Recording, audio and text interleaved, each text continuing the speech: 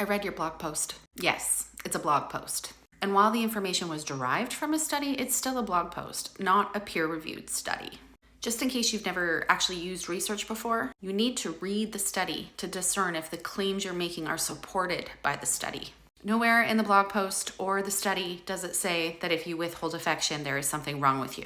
That is your personal projection, not a scientific conclusion.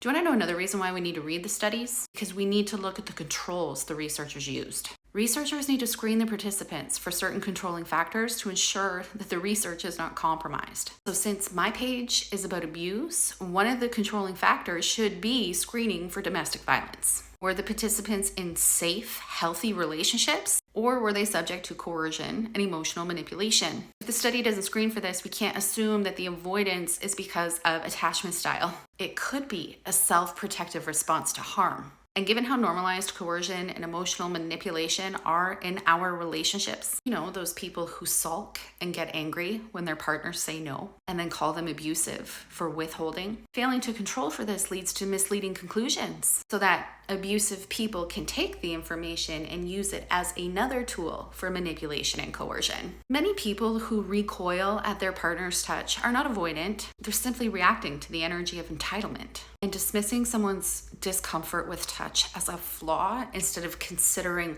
what might be causing the discomfort, one, shows a complete lack of empathy. And two, is a perfect example of how emotional abuse and coercion are ignored in research and in real life.